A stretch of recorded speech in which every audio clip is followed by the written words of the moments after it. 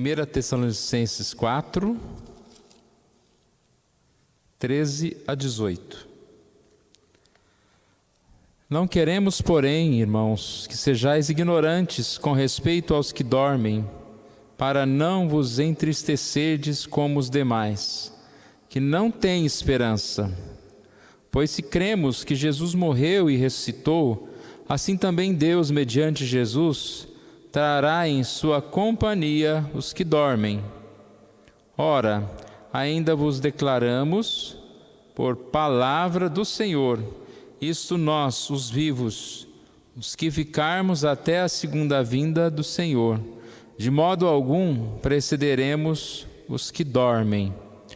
Porquanto o Senhor mesmo, dada a sua palavra de ordem, ouvida a voz do arcanjo e ressoada a trombeta de Deus, descerá dos céus e os mortos em Cristo ressuscitarão primeiro.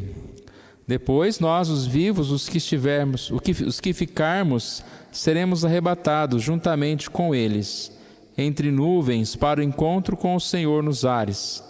E assim estaremos para sempre com o Senhor. Consolai-vos, pois, uns aos outros com estas palavras.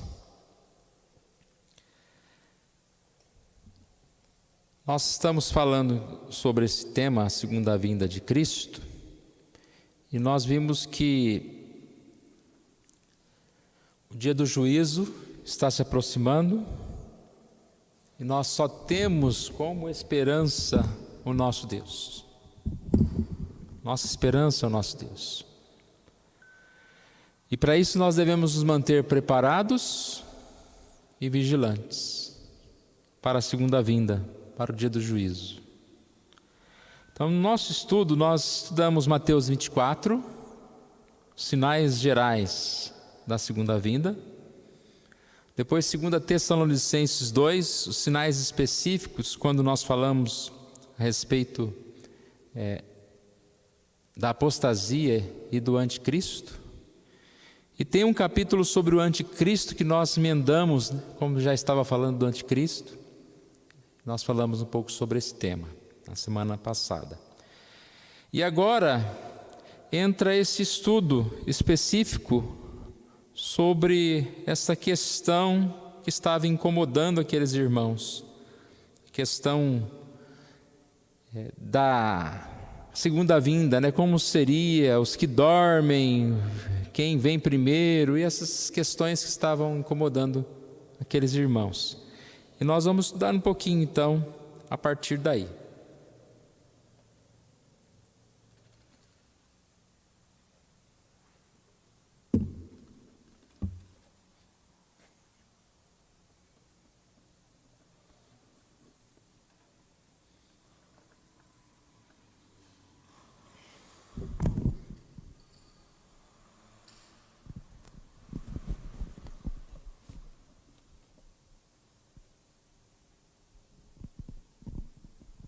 A segunda vinda de Cristo.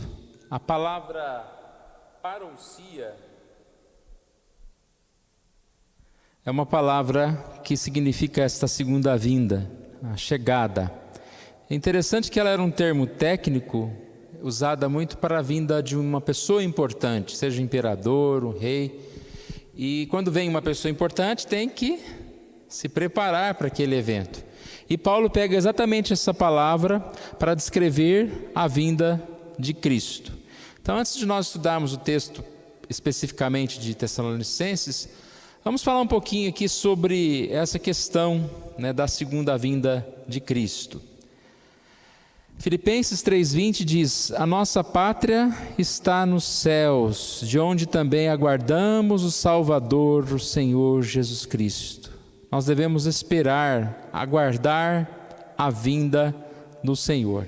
E aqui eu vou falar alguns pontos, né, sobre essa vinda do Senhor. Um deles é esse: devemos esperar a vinda do Senhor, como nós acabamos de ler. Uma outra, nós devemos amar a vinda do Senhor. 2 Timóteo 4:8 diz: já agora a coroa da justiça me está guardada, a qual o Senhor, o reto juiz, me dará naquele dia, e não somente a mim, mas também a todos quanto amam a sua vinda.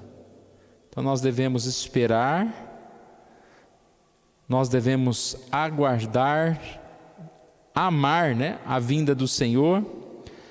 Nós devemos apressar a vinda do Senhor. 2 Pedro 3,12 diz: esperando e apressando a vinda ou dia do Senhor, por causa do qual os céus incendiados serão desfeitos e os elementos abrasados se derreterão. Nós, porém, segundo a sua promessa, esperamos novos céus e nova terra, nos quais habitam justiça. Devemos orar pela segunda vinda. Tem um texto em Apocalipse 22:20 que fala: aquele que dá testemunho dessas coisas certamente diz: venho sem demora. Amém. Vem, Senhor Jesus. Então há uma oração aqui: vem, Senhor Jesus. Uma oração que nós devemos fazer. Devemos estar preparados, já falamos isso algumas vezes, Mateus 24:44, lá diz: ficai apercebidos, pois a hora em que não cuidais, o Filho do Homem virá. Então esses são alguns pontos introdutórios, antes de se estudar o 1 Tessalonicenses 4, que estão lá no livro do Hernandes que nós estudamos.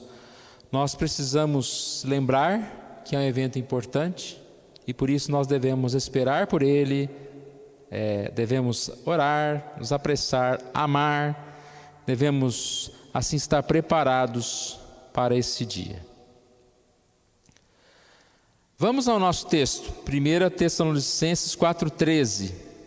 Não queremos, porém, irmãos, que sejais ignorantes com respeito aos que dormem, para não vos entristecerdes como os demais que não têm esperança.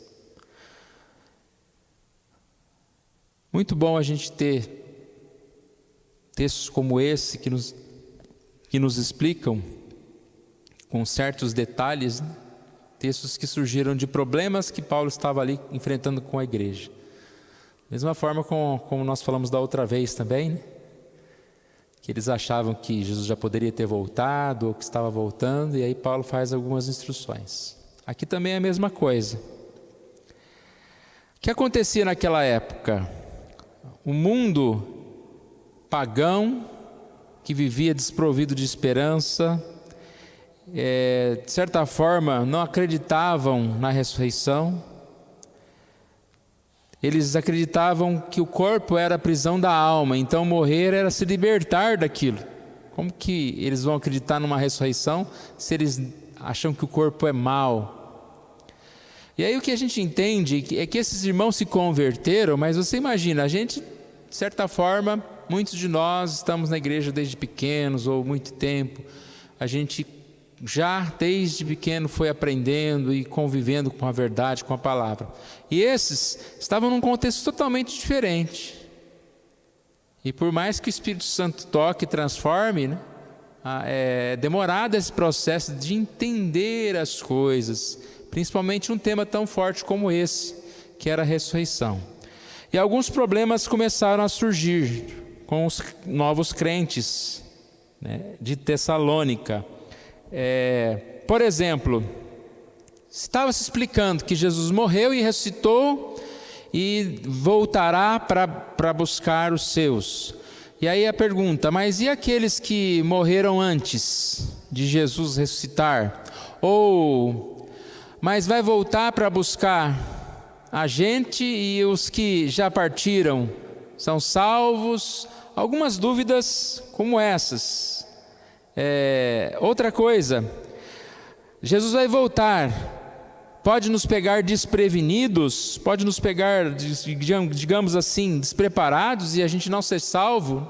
Essa é uma dúvida que pode estar em nós, muitas vezes. Mas Jesus volta nesse momento, e será que nós estamos preparados?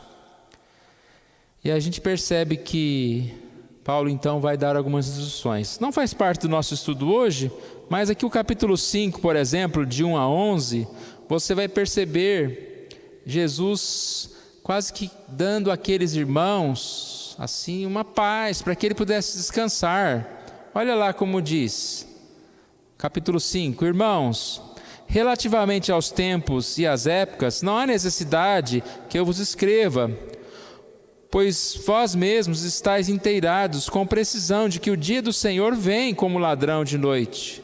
Quando andar dizendo paz e segurança, eis que lhe sobreverá repentina destruição.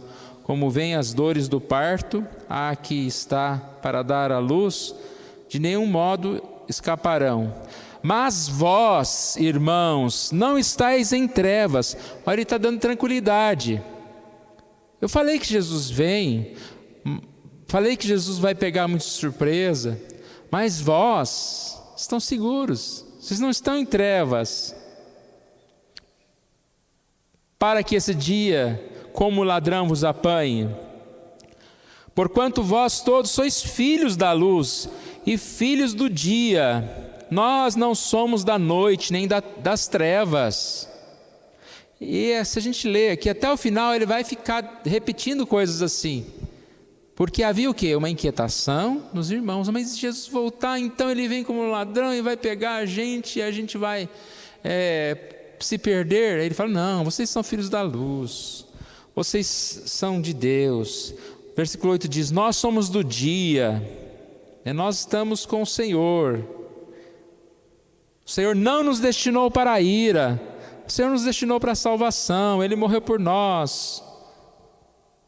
Então ele faz toda essa argumentação aqui.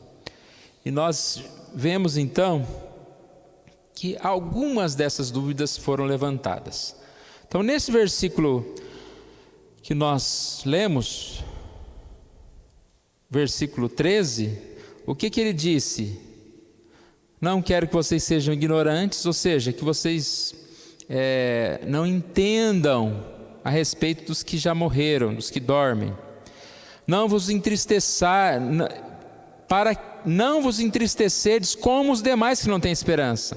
Ou seja, num funeral de uma pessoa que não conhece a Deus, uma pessoa que acha que não existe mais nada, você vai perceber que ali tem pessoas sem esperança qualquer, são pessoas, digamos assim, entristecidas.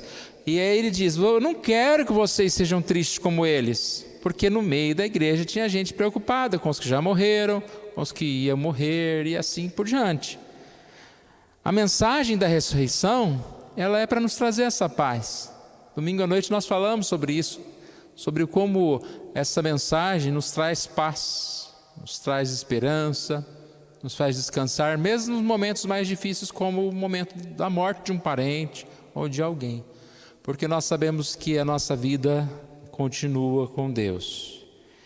Então vocês não devem se entristecer. O termo entristecer aqui é tristeza contínua, né?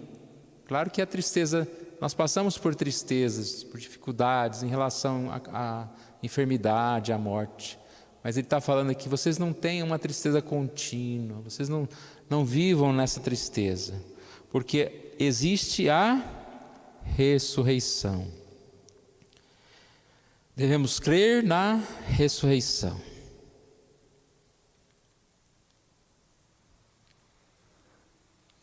(14, 15). Pois se cremos que Jesus morreu e ressuscitou, assim também Deus, mediante Jesus, trará em sua companhia os que dormem. Ora, ainda vos declaramos por palavra do Senhor, isto nós, os vivos, os que ficarmos até a vinda do Senhor, de modo algum precederemos os que dormem. E aí tem uma questão curiosa, né? Você já notou que uma palavra que vem para esclarecer, ao mesmo tempo, se ela não for entendida, ela confunde mais. Mudando de assunto aqui, mas dentro desse mesmo tema de compreender ou não algo escrito. Como que funciona a lei, a legislação? Existe um problema, por exemplo, alguém assaltou um banco, aí se faz uma lei lá, né? Se assaltar o banco, a pena é tal, etc e tal, faz a lei daquele jeito. Só que a pessoa que escreve a lei, ela está pensando em determinada questão. Quem lê a lei 10, 20 anos depois, ela está pensando em procurar uma brecha, algo que não foi escrito ali para burlar aquela lei, alterar aquela lei. Porque interpretação é um negócio muito interessante, né? Interpretamos como nos convém, como é melhor para mim. O que é melhor para mim, eu vou interpretar a lei. Então isso acontece diariamente, a gente vê histórias aí de coisas que tem na justiça, né? Por causa de interpretação, por causa de mudança da lei. E a lei tinha que ser vista pelo propósito pela qual ela foi escrita, não pela letra em si. Por que eu estou dizendo isso? Porque aqui, irmãos, temos algumas palavras que foram tão deturpadas que elas são fontes de heresias, de doutrinas erradas. Por exemplo, vocês viram que aparece 2 vezes aqui a palavra os que dormem. Os que dormem. E aí muitas vezes aparecem doutrinas como a do sono da alma, como a da aniquilação do ímpio, que estão em desacordo com a palavra de Deus. Tem gente que diz que o que dorme é que alguém depois de morto, ele, digamos assim, ele não mais vai existir. Ou quando morre, está dormindo até o dia da ressurreição, não tem nem consciência alguma. E nós sabemos, baseado em leituras como outras da palavra de Deus, que não é bem assim, que não é assim. Por exemplo, o homem rico lá de Lucas 16, 19 a 31, quando ele morre lá, fala que ele foi para o inferno, onde enfrentou terríveis, sofrimentos. Ao contrário, o ladrão da cruz, quando morre, a palavra de Jesus na verdade te digo que hoje mesmo estarás comigo no paraíso. Aí tem gente que diz que a vírgula está no lugar errado, né? Te digo hoje, estarás comigo no paraíso. Então tem tudo o jeito para você interpretar errado, né? Dormir, segundo o contexto da palavra da época, é igual nós falamos da parousia, né? A palavra que está relacionada à vinda de Jesus, a segunda vinda de Jesus. Essa palavra dormir, ela está relacionada a uma palavra comum da época para a morte. É igual você dizer, fulano bateu as botas, né? Um chavão, uma coisa. Você não pode interpretar literalmente. Bateu botas, né? Dormiu, não é literalmente que a pessoa está inconsciente, porque quem dorme, de certa forma, está inconsciente. Mas era uma palavra que era muito usada para a morte. Dormiu. E é uma palavra muito interessante, muito, muito própria nesse sentido aqui, né? A ideia de repouso, de descanso. Tem umas frases aqui, olha.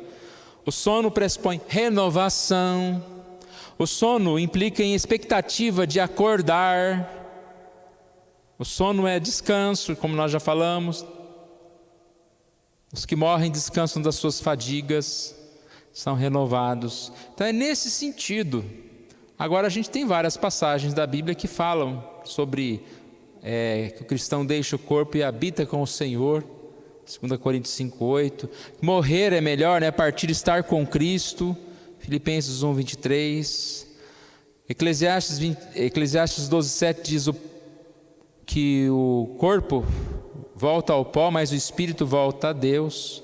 Então essa figura de sono, ela é usada em relação ao corpo e não ao espírito. O espírito está acordado, né? O corpo que vai, de certa forma, descansar, morrer, para depois ressuscitar.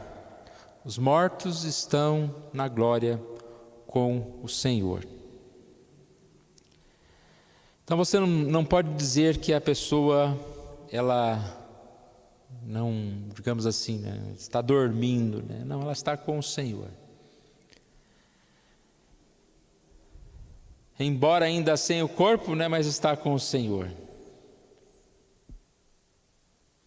Os mortos em Cristo virão com Cristo em glória. O 4:14 aqui que nós lemos há pouco, diz: se cremos que Jesus morreu e ressuscitou, assim também mediante Jesus, trará em sua companhia os que dormem. Versículo 14. Ou seja,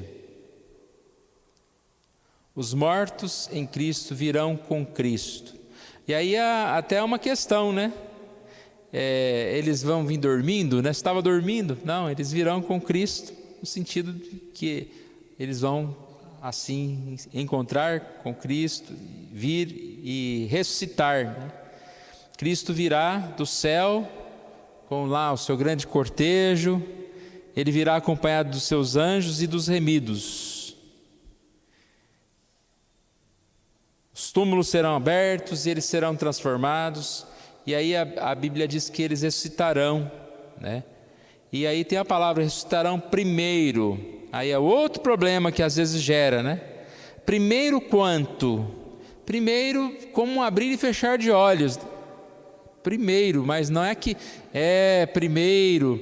E outra coisa, quando fala que eles ressuscitarão primeiro, em relação a quem?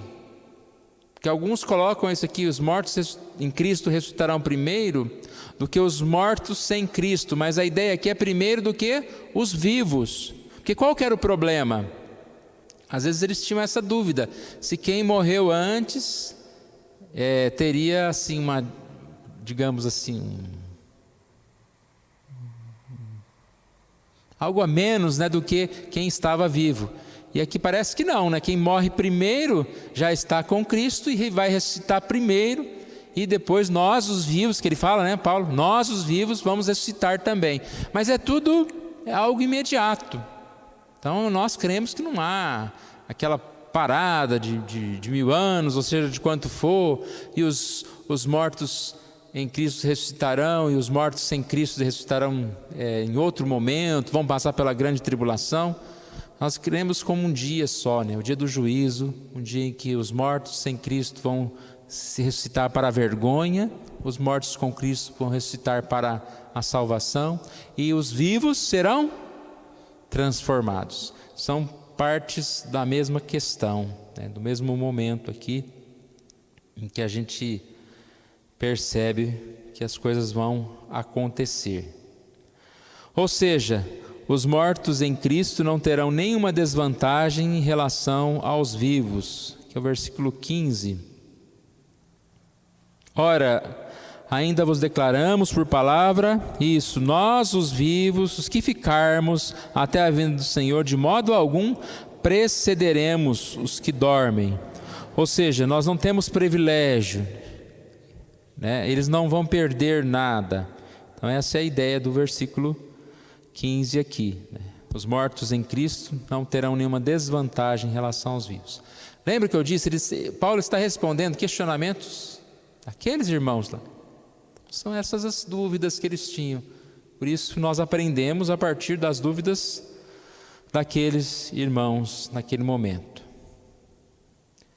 Essa é uma instrução, né, tão importante para nós, que nos gera esperança, que nos gera vida, né, diante das tantas dificuldades que nós enfrentamos.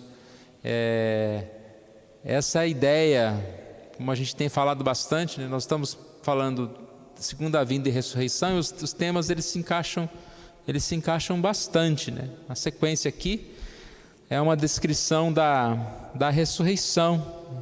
E a gente percebe que esse tema, assim, é para nós um momento de alegria, um momento de esperança. É um momento que nós somos, assim, confortados no dia a dia. O que você pode fazer em relação à segunda vinda, em relação ao dia final? Ou você simplesmente faz de conta que nada existe e vive a vida aí, né, ocupado? Ou você tem sempre isso em mente e é confortado diante das dificuldades? Porque essa questão de distrair do mais importante não funciona muito bem. Uma vez ou outra nós seremos lembrados disso. E se nós não estivermos preparados, se nós não estivermos buscando a Deus, como que nós vamos viver? Não há como. A gente falou muito na época de quando começou a pandemia, né? Com o ficar parado, ficar em casa, foi o momento em que a gente estava mais tempo com a gente mesmo. Não estava mais com os outros, não tinham o mesmo tipo de trabalho, muitos, né? E aí você ficava com você mesmo. E algumas pessoas falavam, né? É tão difícil você ficar com você mesmo, né? Conversar com você mesmo.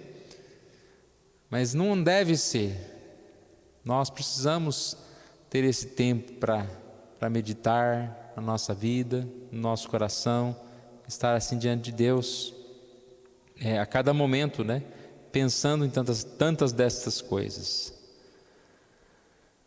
Versículo 16: porquanto o Senhor mesmo, dada a sua palavra de ordem, ouvida a voz do arcanjo e ressoada a trombeta de Deus, descerá dos céus, e os mortos em Cristo ressuscitarão primeiro.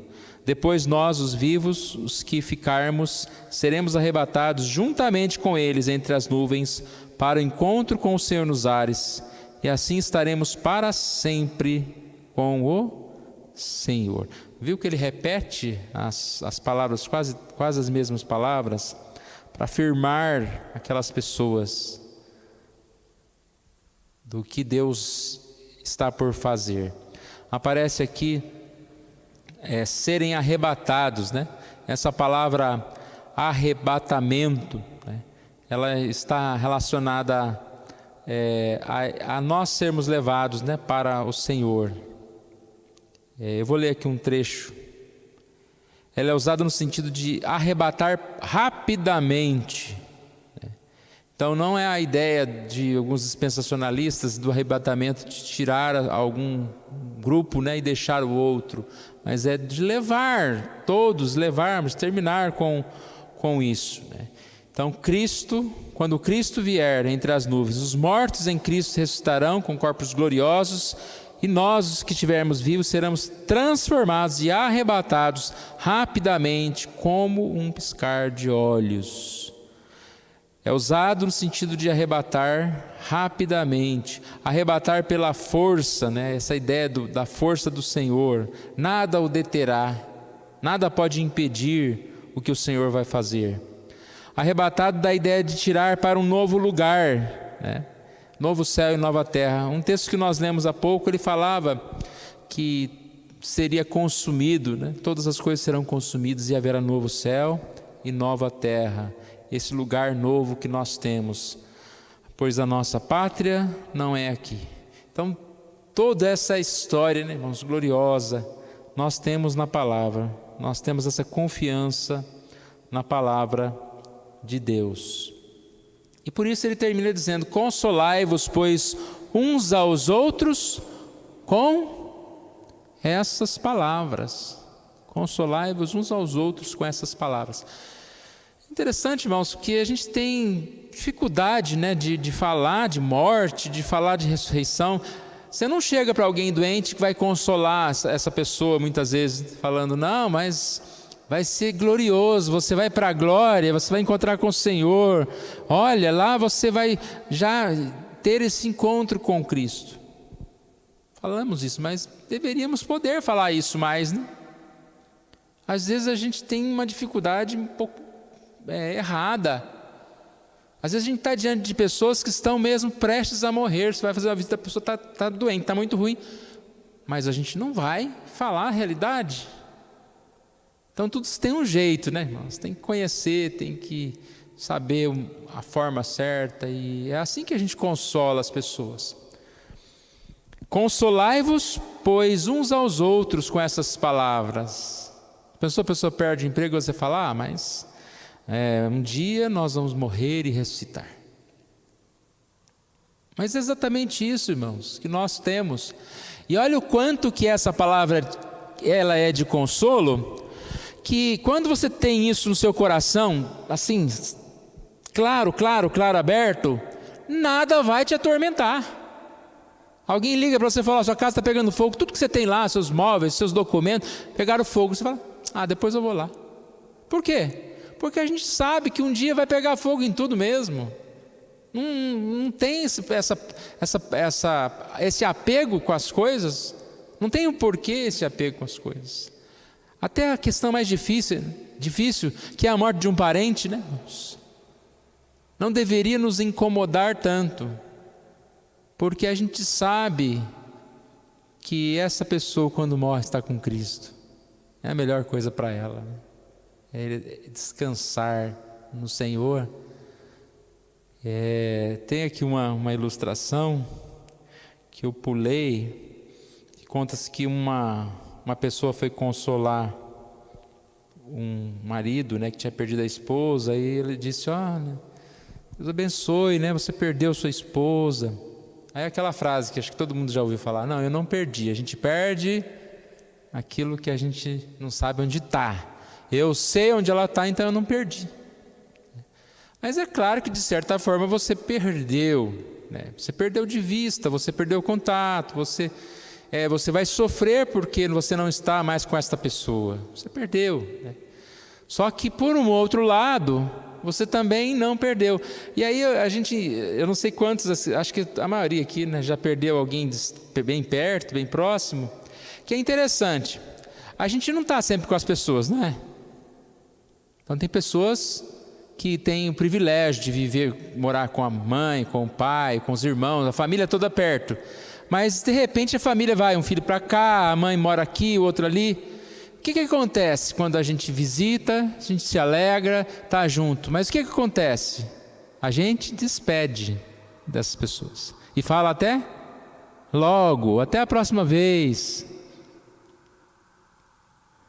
E a gente tem essa esperança, não tem? De voltar a ver. Então eu creio que a morte, ela é como que esse intervalo. Só que para nós o tempo parece que vai demorar um pouco mais, né? Então quando eu saio lá da casa dos meus pais, eu me despeço da minha mãe. Meu pai faleceu, vai fazer 1 ano ou 2? 2? Já vai fazer 2 anos. Então, um dia eu me despedi dele. 2 anos que eu não encontro com ele. Minha mãe faz 1 mês, por exemplo, que eu encontro com ela. Mas eu me despedi dela, não estou com ela nesse momento. Então a gente precisa, né, entender essas questões, né, e viver em paz. Não há mensagem que mais nos console do que essa. Eu conheço? Não, a gente não conhece. E se a gente conhece, lendo, a gente relembra de detalhes, de coisas importantes, até para ensinar os outros. E são coisas tão difíceis da gente, digamos assim, apalpar, se não pela fé, né? Como que você vai entender? Está falando aqui, olha, que você vai morrer e você está com Cristo. Então é como você dorme, aí você está sonhando. No sonho, geralmente a gente tem corpo, mas a gente não está com o corpo. O corpo está paradinho ali na cama, né?